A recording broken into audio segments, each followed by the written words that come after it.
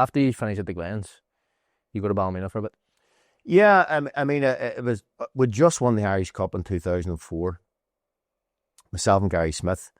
We kind of a tight-knit group. Myself, Gary Smith, Paul Lehman and Colin Nixon, say run the changing room, but we were kind of the main men in the change room. And I'm not sure if Coiler didn't like boys that were over 30. I was 32. He always had this thing about players being older. And I met him in the Park Avenue, basically, and he just says, look, Tim, I don't think your legs are going to do the job that we need you to do anymore. I had 6 months left in my contract. And I wasn't one of those players. He says, look, you can sit in the bench or whatever. He was adamant that my legs weren't going to do it. And obviously I disagree with him, but out of sheer respect for the man, I didn't get annoyed. I was upset, but I never raised my voice, never got angry with him. I got up, I shook his hand, just said, look, I think you're making a mistake, but that's it. Flew to Toronto the very next day. And Stephen Looney was actually, we get like the likes of Stephen Watson, all the reporters back then, everybody knew each other because they all went out drinking together, all went to bars. So I remember Stephen Looney, he had my aunt's number in Toronto because there was no mobile phones then. And he was saying, like, Ballymena's interested in you. And he was kind of negotiating. Yeah. Hey, great guy. Actually, how he was on. Yeah, him and Kenny Shields were kind of negotiating for me. And then I would end up ringing him back, what's the story? And I says, no, or 50 quid, mate.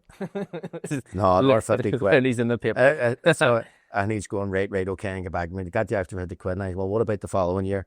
Well, sure, we're going up at the following year. Anyway, there it was, messing around. So ended up saying for Ballymena. And some of the players there, Gary Smith went there. That was one of the reasons why, because me and Gary, and they got rid of Gary as well. Yeah. Justy McBride, Rory Hamill, Gareth Skates from Linfield, Jamie Marks, Nigel Boyd. Honestly, some of them, I'm probably forgetting a load of players, but I mean, we were second at one stage, going to Windsor, beating the Blues. And then November of that year, I'd only signed in kind of June, November of that year, or December 4th, never forget it. I just stumbled awkwardly and felt my ego. I felt like my lower leg was disconnected from this here. I was going, that feels weird. It was sharp pain for about 30, 45 seconds. And then it kind of went away and I got up and I tried to run it off for about a minute and a half. I think we were playing home at the showgrounds. And my leg was it just didn't feel right. It was gone. And ended up, obviously, cut a long story short, ended up getting a scan. I went out that night, but it was actually, believe it or not, I think it was our Christmas dinner that night. Right, okay. We went to the Fly, and it was all out. Somebody tape it up there. Dancing around, I've probably would have done it. So hips here. We all went out that night with a Ballymena team, and then went and got the scan and all that, and it just said, look, it's your cruciate ligament.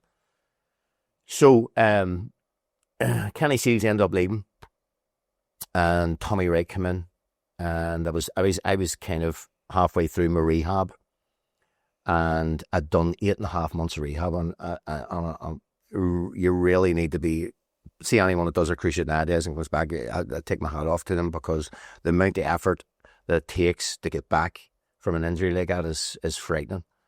And then twice, brilliant. Twice. Honestly, so I was 8.5 months into rehab, and it was a Thursday night out the back pitches of the showgrounds, not the way Kirsch pitch, the grass one down the bottom. Get you. And I just stepped forward. I was meant to make a comeback on the Saturday. I went again. And I was just remember punching the ground. Yeah. I was just punching the ground, and boys were, you all right? No, it's gone. I knew it straight away. I heard the snap. You can feel it inside you. It like echoes. I don't know how to describe it, but when it goes, it echoes through, and you feel it vibrating. Aye. And you're like... So I was 34 at the time. Was it 33? 33, 34. Definitely 34, I'm sorry. And I had a year left of my contract. And Tommy Wright just says, look, Tim, you better hang up your boots and probably rightly or wrongly, I ended up having a couple of words with him and saying, I'm not done. Yeah. He says, look, Tim, and he was probably right. He's probably realistically right, saying, look, you're going to play for Talkie Rain. I tell you what, mate, you're some crackins. Do you write your own jokes, or You didn't even get it. I did now. We used to call him Tommy Sausage Fingers. His fingers were that big. Big lad. Because he obviously Big don't keep. tennis. Right, back. Anyway, yes. So he had said to me, look, you better just call it a day, take a payoff. You're not going to play again. You'll end up playing amateur league. And that was like a kind of a red flag debut, you know. And I thought, no, I'm going to show him. And I'm glad he did, because I ended up going through rehab again. Ended up doing that. Ended up leaving Ballymena. Paul Miller was the manager of Glentoran at the time, and he says, look, come and do your rehab at the Glens. And I went through and did my full rehab, come back and played for the Glens again in pre-season. I was 35. And then had a bit part kind of a season just to get fully back fit. And didn't mind playing for the reserves to get game time to try to get myself fit. Played towards the end of the season. And then when they left, and Alan McDonald, who was kind of still was around there at the time, he then signed me on for another year. So I ended up playing until I was like 37. And at Moorview Park, I went to chase the ball, and it was around about the same time. Chased the ball, went forward, and my left one went. And here's me. And like the same thing again, just punching the thing, because Gary Hamilton was playing for Glentoran at the time. And I just remember getting carried off, and I just knew then I was done. That was me. I wasn't going through that again. I couldn't have went through it. Did you rehab it back and then just go? Or I didn't. I left it for a while. I got the scan. I got the operation, but didn't probably do the leg work that I probably should have done with regards to, because you have to build your thigh muscles and all back up again. Ended up probably not doing as much as I probably should have. But to be fair, Al McDonald said, look, I want you to stay around, and kept me on. He says, look, I want you to shadow the reserve team manager for the rest of the season, and kind of do that job as well. And then ended up getting the reserve team manager job, and did that for a couple of years. And then Al McDonald ended up leaving, and Scott Young took over and brought myself in as first team coach. Right. And it was 2010. And did that till probably 2012. Early 13 maybe it was, and then Scott left. And then lucky enough, they brought Coyle back in for like 6 weeks. And I was fortunate that You had a relationship with Coyle. But I was his assistant manager for 6 games. Yeah. But to work alongside the guy that you admired and played under was phenomenal. Absolutely phenomenal. And then, as I say, Lisburn Distillery were looking at a manager, and Roy Coyle had put a really good word in for me at Distillery, and said, look, take advice. And I ended up going there, and people were going, are you crazy? Look, they don't have anybody signed or in books or anything or whatever. But ended up going there, and I enjoyed it, but I think it was my managerial career done. We got relegated. Funny story. So we were I think we could beat. We're away to Glenavon. We had to win. I think we were 4-0 down or something at half time. And we got a man sent off. And Gary Smith said to me, Tim, listen, we need to keep our shape here. We can't go for this. We're going to get tanked. And I says, look, I have to look as if we're going to try and win this. So I ended up going for it. I ended up being 7 or something. Anyway, so two of the board members called to meet me in the bureau in Jordanstown, and says, listen, you have to go. I says, go where? I says, look, you have to go. I says, we're playing Ballymena on Tuesday night. We're not down yet. I says, I'll be in the dugout. See if you want to bring the cops. Bring the cops. I'll be in the dugout on Tuesday night. See you later, lads. All the best. And we went out. Anyway, I could beat 2-0 by Ballymena. And get relegated. I'm walking down the tunnel, and the board man, or the chairman, is going, Tim, you have to go. I went, no problem. I says, go and get us 3 tins of tan, sir, will you, for me and the staff on. Went into the office anyway, had a beer, and that was me away. So your managerial career lasted a season, but Did you ever think I would go back in as a manager? No. No, that was you done. Aye. I prefer the. So after that, I ended up doing a lot of work for the BBC and all that kind of stuff, doing punditry, and hadn't done anything at all since then. I'll be honest with you, it nearly killed me. The stress and the pressure, nearly, honestly. Of managing? Yeah. It was tough. Really, really tough. Do you think it was tough because of the situation that you went into with Distillery? I've been in very green and was trying to be. People were saying, just be yourself, And I was always one that had a really good relationship with the players, and they were, look, you can't have that relationship. There has to be a standoff. But I wasn't that type of manager. Yeah. And I had a really good relationship with the players, and we used to go out and nights out and Obviously, just get on. You organised it every Saturday. And you know what? Every time we went out, we won the next game. I was trying to see the board. Listen, take easy out. Give me the money. Fun the night out. So the guy owned Jumbo Park. We used to go into Jumbo Park, and then we'd go into town and with a player. Like, honestly, that Ryan McCann was there, Aaron Smith, Johnny Harkness, Jordan Forsyth. Jordy was there, yeah. Played Jordan Forsyth, Jordan Stewart, like some really decent players. Big Simpy, had him for a while. Willie Garrett came in on loan from the Glens. So some decent players, but we just I think we peaked in pre-season. Right, the first game. We went like 8 games unbeaten in pre-season. We were flying. You're like, season starts, and then it just didn't happen for one reason or another. I say, can't fault the players, the effort, and we just weren't good enough, and that's just the bottom line. And I hold my hands up. You talk about there how your relationship with players was one of your strengths, and I know this firsthand. So you came into Larne, obviously you were down the line with Tiernan and Seamus, and I don't think that I've had a better coach who just enjoyed himself than you. Like, you were just on one all the time. Yeah, and that's the thing. You see that being that coach, which is a link between the manager and the players, and having that where the players can come and you can have that kind of bond and relationship and confide in you. And I think it's massive, because I think the players know there, and it's, the manager, to be fair, at times can't be that person. He can't be your friend, and he can't be their friend. So it's always handy to have someone like that.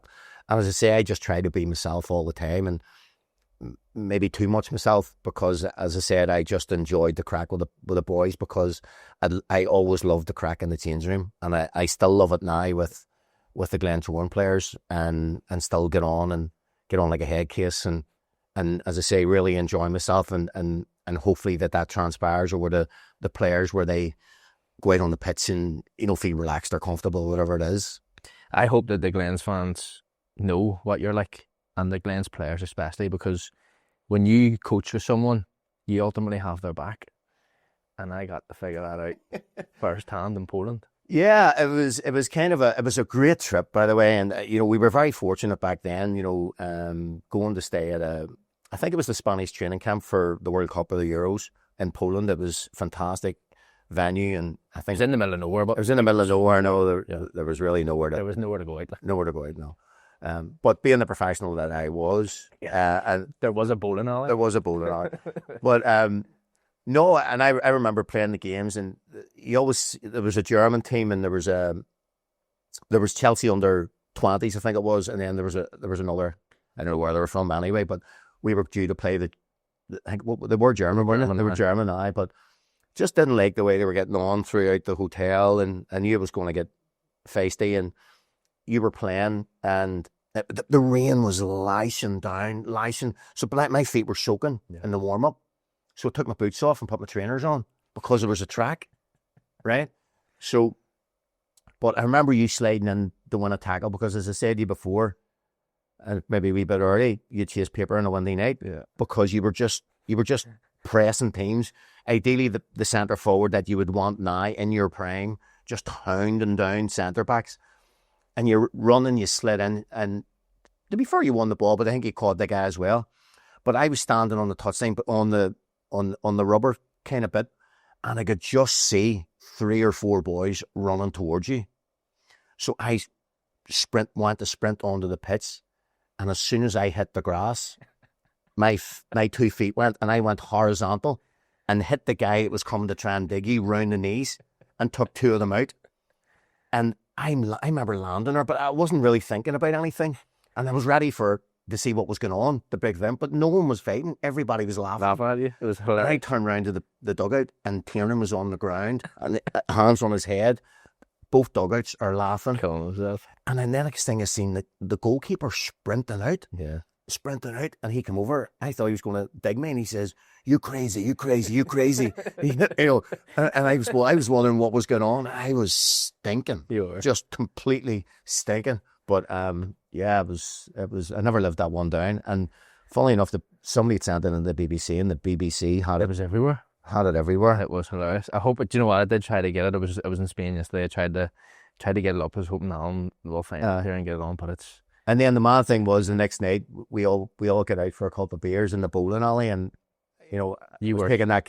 You were steaming. I was taking it competitively, and I went to throw a ball, but stepped on the slibby bit and went up on my my arse again. I head over heads as well, but no, good times. Honestly, good times, and I think it's important for players to feel that no matter what, that you would have their back as well, regardless. And you're not trying to be a hard man. You're just trying to show people that you know, if anything happens here. And I think it's important that if anything ever kicks off, that everybody has each other's backs.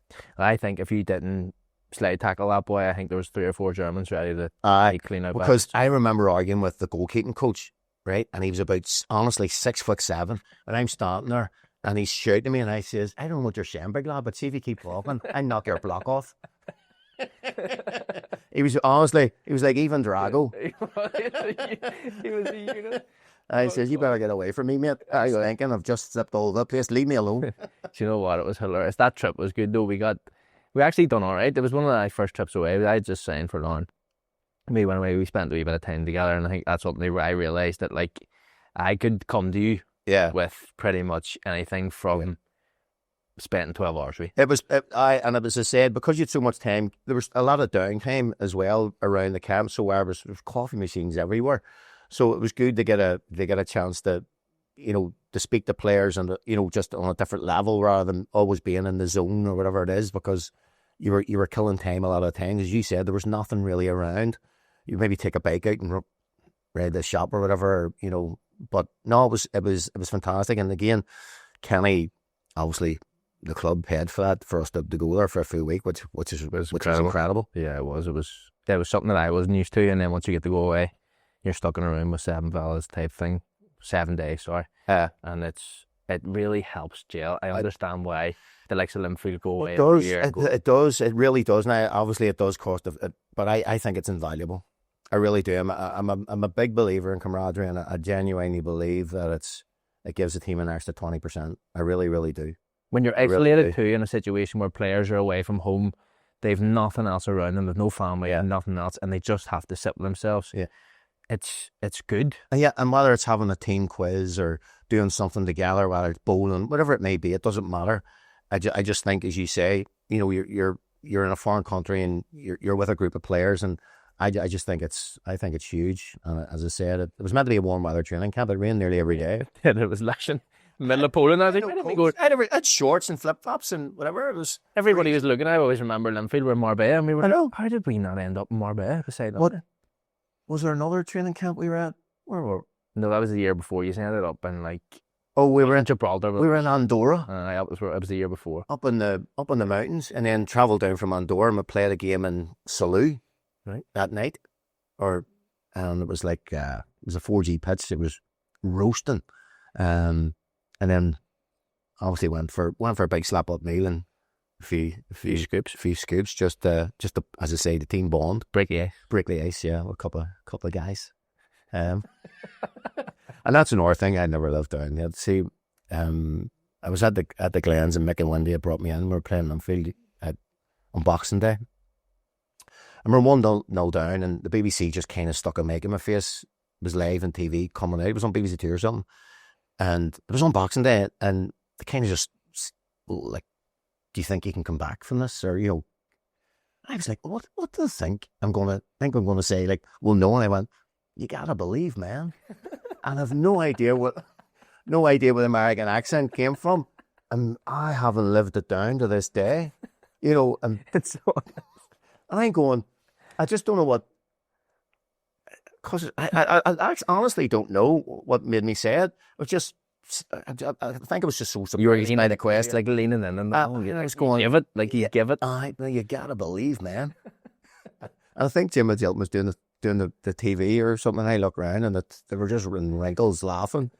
And it would have been all right if we hadn't got beat. Yeah, well, we equalised, and then I think they scored in the last kick of the game or something, whatever it was. And then the next day, I just seen it circulating on social media, and my kids were getting into school, getting into the dinner hall on the Monday, and the whole place, when they walked in, says, "You gotta believe, man."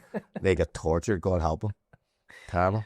You finish off then at Larne pretty much around the same time I finished. That people, obviously, everybody knows my situation and how that ended. You ended probably just around the same time, if not halfway through, maybe the season after. Yeah, I mean, people, you know, there was a statement put out that it was to do with work, that I had left through work reasons. It wasn't really. I mean, I was part-time, and I had an understanding with my previous job that I could do some mornings a week, and the club were fine with that. But as the club got more and more professional, I was probably the only person that wasn't full-time, and I had been offered a full-time role a year previous or a couple of years previous, and it just wasn't for me. But I was having a tough time in my job, and I was probably having a tough time at Larne, and probably wasn't gelling the way, and I wasn't enjoying it probably as much as I should have.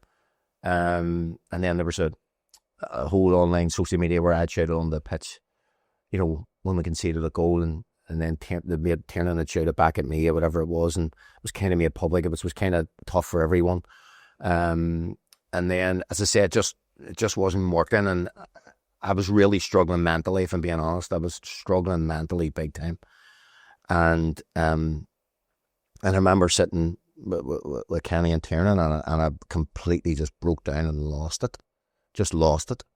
Because I think they were saying about me leaving and whatever, and I says, look, I was like, don't take this away from me, because I wanted to be involved in it so much in football. And as I say, it was just because I was in a really bad place, and as I said, I suffered, and I know you do stuff all the time about talking to people. I'd really no one to talk to apart from maybe my wife, and as I say, I just didn't feel that there was really any support there. And I remember walking in a couple of days later when I got everything kind of sorted and said, look, I'm sorted now and whatever, and I just didn't get the vibe. And Tiernan just says, look, I don't know what's going to happen here, whatever. And I says, look, I'm going to make it really easy. Listen, I think it's just time for me to go. And I just got up and shook his hand and walked out the door. I remember at that stage, sorry to jump in, that because I had spoke to you, because the situation I was in at the club, towards that end of the season where I just came back from the ACL, got myself back in the team, started scoring a few goals, and then it was just like banished. And I was like, hi, like I'm playing, I'm doing well, scoring goals, and back to what I felt. I was probably fitter coming back off of the ACL, because it was at the time to get back, that I felt for them and to give me the opportunity. I was like, I'm going to prove people here that I'll come back, and I was probably in the best nick I'd have been in. Yeah. And that hit me to them, it's because I know them's that long. Yeah. And then we had spoke about a few things, and I just thought, like, I knew I was going. Yeah. I couldn't stay, because if I felt like if I'd have stayed, things would have went way out of hand at some stage. And I think that was one of the reasons I left too, because I could see the way it was going, and myself and Tiernan's family and Seamus, we've been lifelong friends and really close friends, and our families would have went away on holiday together, and I didn't want the way that I was feeling and the way to affect that kind of relationship. As I said, I got up, I shook his hand, I hugged. As I said, because it didn't take much to get me going there. I was crying at everything, for God's sake, because it was I think I cried Armageddon, I cried at Jaws. Adverts and TV, and Mrs. looks around and tears are on. Are you crying? No, we're just emotional people. Are you crying at the Chase? Right? Deal or no deal? Tipping points. She nearly had the star. And then, as I say, that was kind of a reason as well that I left, as I say, because I kind of probably valued the friendship over, because, like you said, I just didn't want things to kind of go the way that I seen it maybe was going to go. And as I say, listen, it's all water under the bridge now. And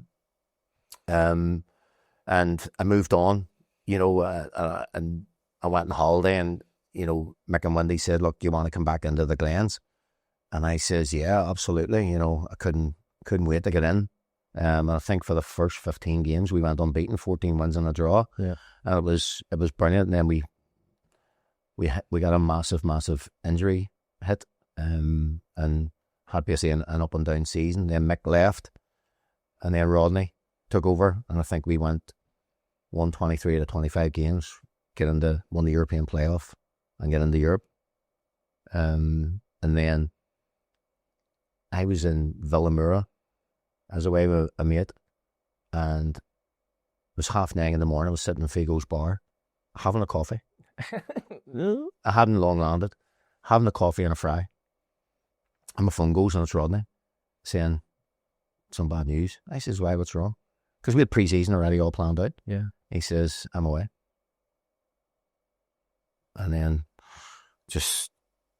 I sort of knew what was going on, and then I got announced that Warren was taking over. I had no idea what was happening with me. Yeah. I knew Warren from before, because it was actually when I was working with the BBC with Warren that he'd mentioned Mark Randall to me when I was at Larne. Yeah. And then they were friendly, weren't they? Yeah. So I got Mark's name passed on to the boys and got him over, and that got sorted. But as I say, didn't really know Warren whether I was going to stay or go, and I think we lasted the first game of the season. Played in Europe and then lost the first game of the season, and just was never going to work. And obviously I left. And then a year later, Declan Devine comes in and says, you fancy coming back again? So I know many comebacks I've made. I've made more comebacks than Elvis. I was going to say there, like, how did it feel coming back when you've had 6 parties? That's it, yeah. So I, on and off, I've been back and forth from the Glentoran from 1998. It's mental. And in that time, Elliot Morris has had 4 testimonials. He's still there as well. Do you know what? It's a club that keeps on giving to it. Yeah, I'm still with them. I'm only joking. But how did that feel then to go back? I know at that stage, you being the club legend that you are, you're probably ultimately going, I'm out of football now. You're probably at your lowest, as you say, at Larne, to then get the opportunity to go back and be a part of something that actually became. Yeah, I mean, I'd known Monday before, as I say, he was the one that kind of pulled me back to help me with my rehab, and I always respected him for that. I'd known Mick. I'd actually played with Mick in the Clivenville reserves, and he was in the under-16 team that we played in, and I knew Mick for years, and they obviously came back from America, and they just said, look, you fancy coming in? And anytime Glentoran would ask me for anything, I've no problem doing it because I love the club. It's just that I've always had an affiliation with them, and I would never turn them down or never say no, because you just don't know when it's going to be your last time. Yeah. And again, that's why, as I say, that I didn't need to think twice about going on. How has it been under Daki and Paddy? Brilliant. Honestly, it's. I know people say this, but it's been like a breath of fresh air. He's so passionate, and if anything, he's probably a bit more nuts than I am. No way. Aye. Do you know what? I've bumped into him a few times, and I've a good nuts. Genuinely nothing but good words to say. But good nuts. Brilliant, absolutely brilliant, really funny, so passionate. Paddy's wealth of information, players, coaching is knowledge of the game. I mean, it's the Derry Pelly, and from not knowing these people, to really having a close relationship with them and having a laugh and a joke and a real good bond with them, just to work with them and see even how they come across, and to see where the level where Daki's got the players from here to here. Yeah. Now, you'll have Glens fans watching this going, well, we're not there, and the wheels have fallen off and whatever. But when you consider where the club was, and they get rid of 10 players, and you're trying to bring new players in and trying to gel, I think the club's in a better place now. I genuinely do, and I think there's a lot of work still to be done. Yeah. We still need to fight for Europe. We still need to try and get there. If we get to Europe, brilliant. If we don't, then we just build again for next season, and we go and we try and win the league title, and we try and go. We won a trophy, won the County Antrim Shield. We get beat in the final of the cup, of the League Cup, by a really good Clivenville team. So, fingers crossed we can top the season off with getting into Europe, through a playoff. But we move on. But definitely, I believe that Decky and Paddy are the two people to take this club forward. When you look at where you were, as you say, the club had got rid of 10 people. Now they're in positions to be in cup finals. Yeah. Surely fans have to realise that this is the right trajectory that the club's on. The Glens fans have been brilliant, and I think if anybody tells you, there's been a real bond and relationship between the players and the fans, which it hasn't been there in a long time. And I think that the fans have responded to that. They always come out in the numbers. They always support us. They were there again on Saturday, applauding us off the pitch. They've stuck with us through thick and thin, and the players need that. I know the fans might do it, but the players bounce off that. Yeah. Everybody bounces off that. As much as we're sitting in the change room after the game, everybody's down. But then everybody said, well, look at that support. It just applauded you off the pitch. Let's go and do it again for them. And that's the conversation, and that's what we're doing. Trying to do it for your family, you're trying to do it for yourself, and you're trying to do it for the fans to give them something back for how they've come out in their numbers and supported you. I agree. I think that with the support that they have, the club's huge, as everybody knows. And you're this close to getting Europe, so the positivity has to be maintained for the next 2 weeks. Yeah. See you over the line, and then when you go to Europe, it's just a stepping stone for the club to then kick on again. Yeah, I mean, we went on that 18-game unbeaten run. We won the County Antrim Shield, and it looked like, right, we're not going to get beat here. Yeah. And then you started picking up a couple of injuries to key players, where it was Paddy McCann, Josh Kelly, James Singleton, and then players started getting. So you were then talking about 5, 6, 7 players, or your main first 11 maybe starting to get missing. But for play to the other boys, it's stepped up. But it's always difficult when you're missing key men.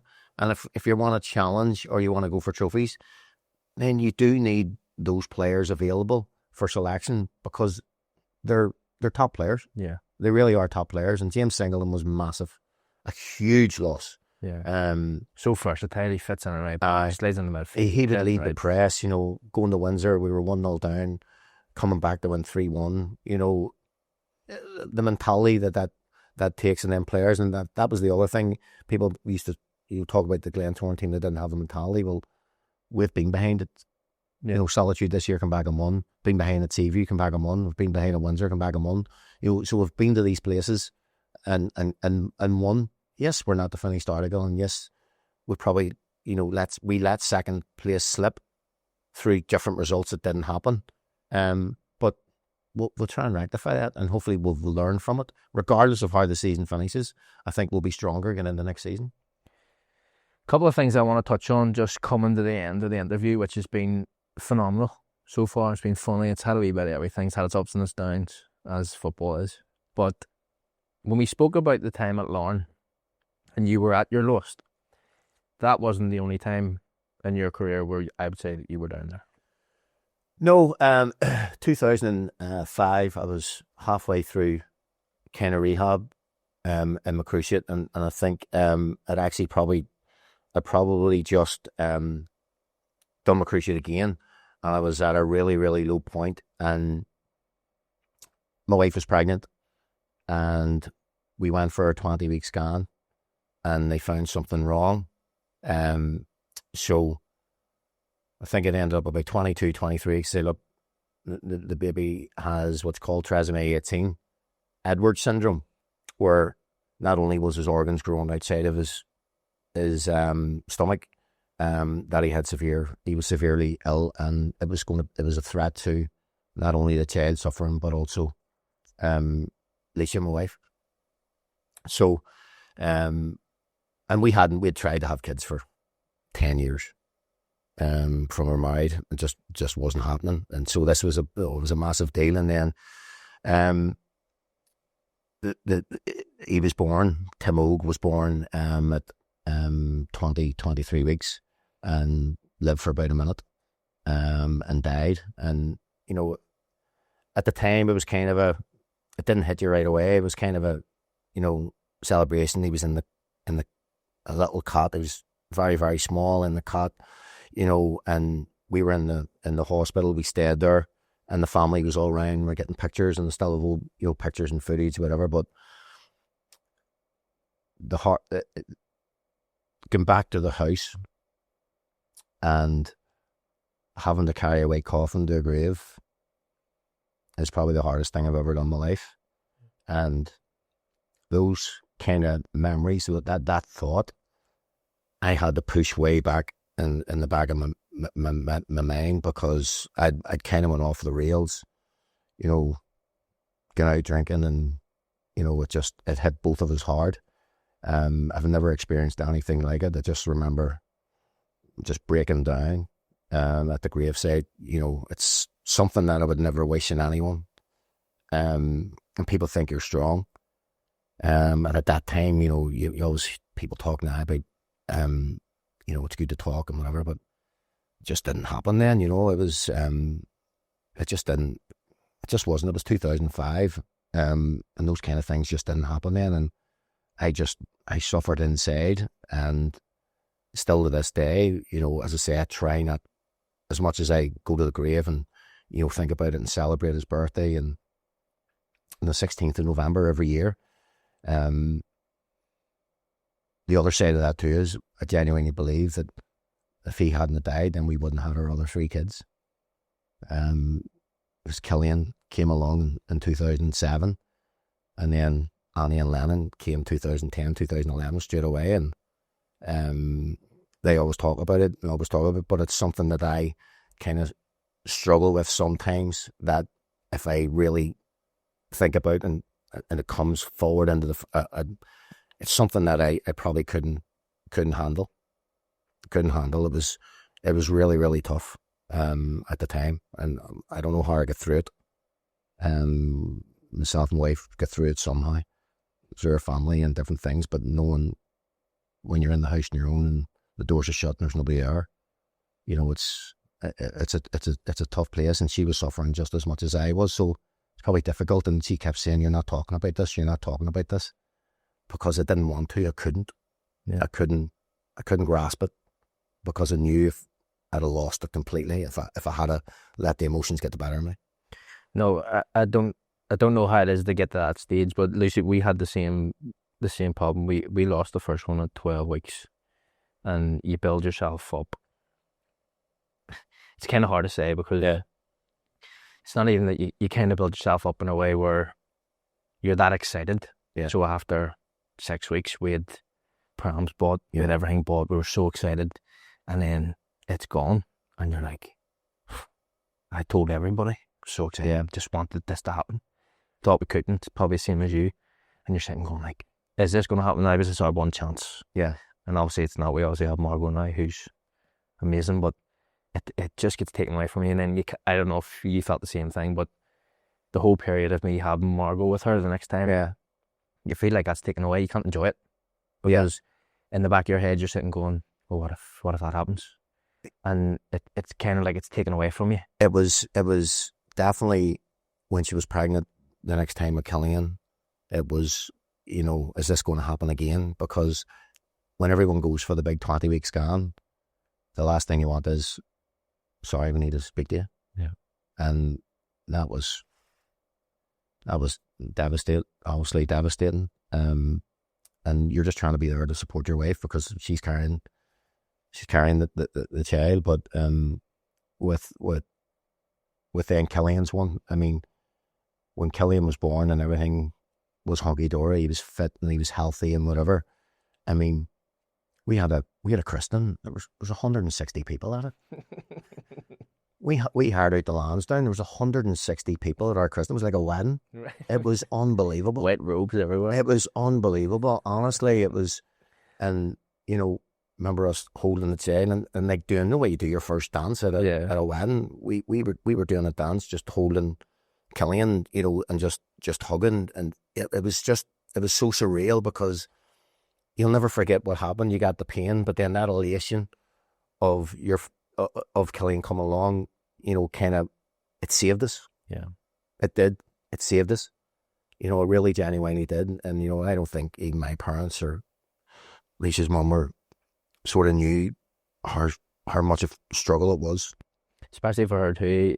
I know you said it at the start, even with your football career, when you done your knee and you were down, you'd absolutely like you had somebody to speak to, and that's even something different. Like at least you have teammates where you go, like, I'm just not right today. I'm just not at it, and then they can tell a difference in your mood. But as you say, when you take that home, and it's just used to in the house, and you probably aren't talking or doing things, and you don't want to say certain things in case it upsets her, and you try to be that strong person, the pressure on you is so difficult. It really was, and as I said, I wouldn't wish it on anyone, but you know, it definitely made me stronger as a person. Definitely made me stronger as a person. Made me probably try and be a better father, maybe a bit overprotective, you know, more than anything would ever happen. You know, making sure there's pads all around the house, you know, it doesn't no sharp edges. You know, you're getting the welds out. But no, it was to go from that depths that you were in to the elation of having Killian, and then the other ones came along. It was unbelievable. We still have the wee bear, we call it Tim Oak's bear, that was in his crib, you know, just after he died. I was in the hospital and just went down to the shop and bought it. It was a wee little blue sort of teddy bear, and we still have it. My son has it. He keeps it in his room, Lennon. And we'll always keep it. It's just known as Tim Oak's bear, you know. So, and they know now who he is and what he meant to us. And as I say, every 16th of November every year we go out and we celebrate his birthday, and you know, and we try to make it special, but he never be forgotten. One thing that does put into perspective is seeing Killian now at the Glens, playing football, representing Northern Ireland, doing all these different things. Yeah, I mean, it's not easy. It's not easy being my son as well. You know, you do make enemies over the years. Absolutely, absolutely, I can tell. And it's not easy. And one thing I've always done, I've always wanted my kids to make it on their own for who they are, not who I am, or give them a leg up or a thing. Anything that they've done. Like Killian moved from Larne to Glentoran at under 16 level and didn't get into the squad for 6 weeks. And I was okay with that. Yeah. Because he had to earn his right. He had to turn up to training every night. He had to prove himself. And he had to do it his own way. And I wasn't taking anything to do with it. He just went and he'd done it himself. You know, when Sam Lennon has now joined Glentoran, and I trust the coaches and what they're doing. And then I watch, and I'll try and I'll be critical of them. You know, I don't sit there and blow smoke up their arse. I'll tell them if they don't do well, but I'll also, you know, tell them, you know, you need to work harder at this. You need to do this. What could you have done better? And because now there's VO and there's all this kind of stuff, you're able to sit through a game and go and try and help them as best as you can. You know, and say, well, what could you do better now? You know, it's not a criticism. You're just trying to help them as best as you can. And you know, Annie the wee girl, she played in the cup final a couple of weeks ago at Seaview, and she scored the winning goal and won the cup. And so we're very, very fortunate, and I'm always very thankful of, you know, I've got 3 healthy kids that love football and they're doing okay at it, and they've all got a wee chance. As I say, it's fingers crossed, and the man up the stairs helps us, looks after them, and hopefully they get their break, because that's all you want. You just want them to get a break and see how they do. If they don't do it, they don't do it. They'll make their own way in life. They're going to get disappointments. Killian and Lennon have more than had their disappointments about not getting into squads or NI squads or whatever it may be, you know. But as I said to you before, it makes them stronger and makes them more determined. And we all get knocks in life, and it's just about how you bounce back. You just go and you try even harder. Resilience is incredible, isn't it? Yeah, and they played about 4 weeks ago in the Harry Kevin Cup final. Killian played for the Glens in the Harry Kevin Cup final.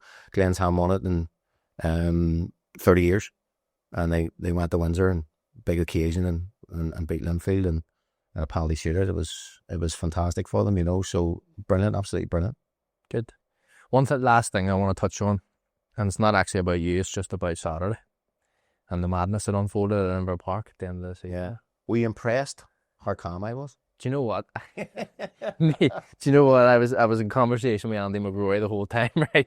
I woke up from Spain, I got all these messages through and the video clips of what happened, and Andy McGrory texted me going, what about Tim McCann walking about with like a wee folder? He didn't put it down. He's like, what's he doing? Like, why is he not jumping in there? I think I was more distraught. I wasn't angry. And, we took the game to Larne. There was only one team trying to win the game. Larne only needed a draw, which is fair enough. I thought we gave everything we had in our bodies. And we just didn't get that little bit of luck that sometimes you need. And then something happened in the game where Dylan Connolly gets punched or elbowed in the eye and is slid open, and we have to take one of our best players off the pitch. Then the frustration starts to set in about, how does nobody see this? Yeah. And then obviously you've got an aggrieved guy on the bench who is aggrieved that he's been judiced, he's been done, he's been hit, and he's obviously, rightly or wrongly, went onto the pitch and tried to make amends for it. Probably wrongly, but listen, we're all human, and I have to say, if it happened to me, I'd have done something, and might have done it there and then, but something that, you would want to get back at someone that has done that on you. But again, I think if you really look at it, a lot of it was handbags. Oh, yeah, what? A lot of it was handbags, and when you dig deep down into the thing, it's two teams showing a lot of passion. And I think Daggy spoke about it after the game. If you see any of your players, something happened to one of your players, you back each other up. And I think both managers would. Nobody wants violence in the game. I'm not condoning violence or anything like that. It shouldn't have happened. The end of story. But you had both sets of benches and players basically trying to stand up for each other, and I was basically trying to be calm because calm. I knew the situation. I knew we'd lost, and with 2 more games left. Yeah, and basically just trying to run and find out how I could help. On another day, it could have been crazy stuff, and I'm kind of glad because a year ago, 2 years ago, I'd have probably. See, this is you and this Zen.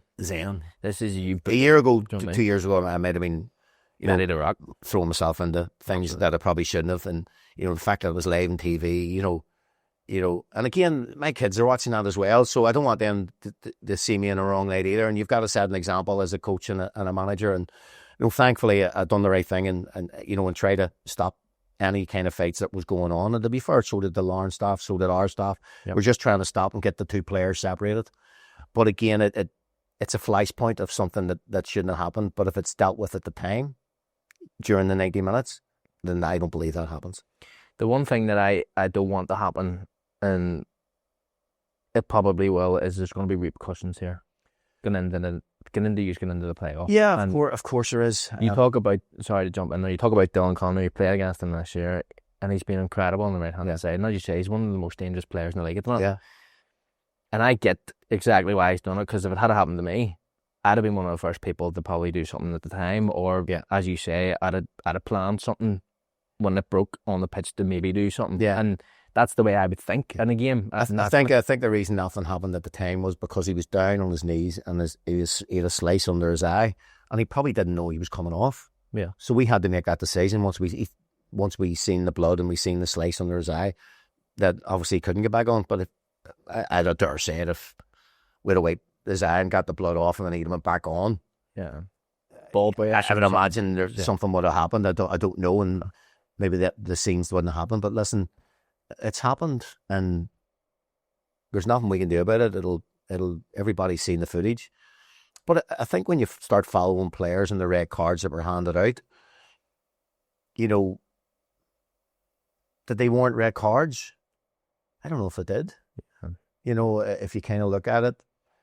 For what happened and what you see when you actually watch the video. People run around and there's pushing and shoving and grabbing and, you know, all that kind of stuff. But I don't know how many sort of clear punches or people getting hit that you see, you know. So, but again, that's it's above my pay grade. It's up to the powers that be. I mean, I've seen it back in the day, in our day, whether it's playing for Clivenville against Crusaders, whether it's Linfield against Glentoran, you know, I've seen it happen. And listen, it just takes one thing to happen. But the other side of that too is it's what it meant to players. It's the passion. I mean, Lauren were in a similar situation in the European game and in a qualifying match where there was mayhem as well. The kind of same it happened to Denver. It happens. Yeah.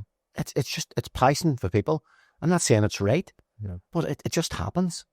Things happen and people boil over and emotions get high, and you know, and that's how much it meant to finish second in this league. I get it because ultimately I like it. I think that football is a sport that should be the way it was 10 years ago. Yeah. I like that rough and readiness. Yeah.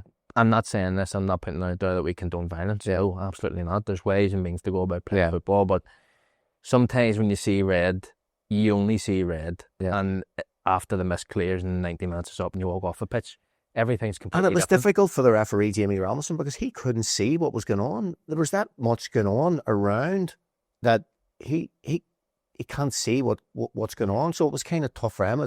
You know, you wouldn't want to be a referee in that situation when that's all kicking off because you're helpless. You don't know what you're relying on, you know, your fourth official or linesman seeing and trying to see what's happening. So, you know, you feel a bit sorry for the officials in that sense.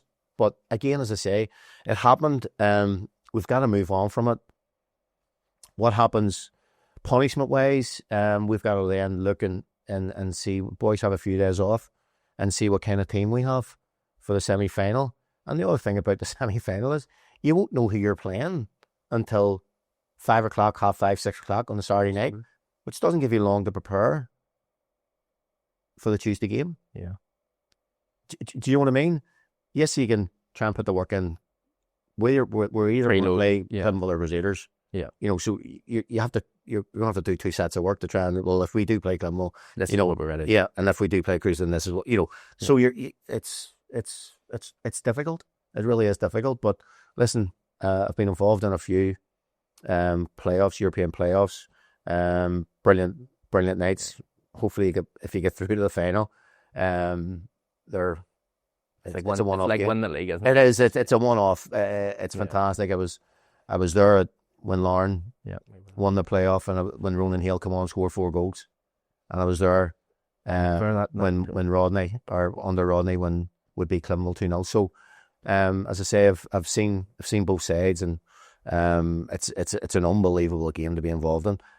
It drags the season on a wee bit longer because the final's the 10th of May, which again, as I say, if you're in Europe, you're back after 6 weeks, 4 weeks, and then you're playing 6 weeks, near enough 7 weeks. You're probably talking about playing first week in July, 12th of July, and then you're bringing players back maybe 3 or 4 early June. Yeah. You know, and it's difficult because it's hard for them, you know, because the players need a break too with their families. Because you have to remember, when you're back in June, schools don't finish till the end of June. And if you have kids and they're in school, you can't take them out of school early and all that kind of stuff. So it's, can't put summer holidays yet. You can't get ready to go. Back to Figo's. Figo's bar is waiting on me. You know what I mean? There's a pint of Sagres or Superbox sitting there with my name on it. Shorts are ready. Everything's ironed. Suitcase packed. I've packed. I'm telling you, that's something absolutely packed. I'm telling you. Sums you up. You always got to be prepared. Boy Scout motto. Well, listen, thank you very much for coming on, mate. It's been an absolute pleasure. I also just want to say to you, thank you for all the times at Lauren. No, because you were a huge help to me through what was a tough period of my career. So it's great to have you on. As I say, you're a dear friend, and And I genuinely really enjoyed the laughs that we had. Yeah, and you'd be in my starting 11 any time if I ever run just because if I ever run an over 35s and a windy night. and a windy night, you'd be a one. Any paper run around, you'd chase it. Yeah, I get it. I'll grab it for you. It was a fiver, definitely. Tim, thank you very much. Right. Guys, join us next week on the On the Spot Football Podcast, where we will have another amazing guest for you. Stay tuned.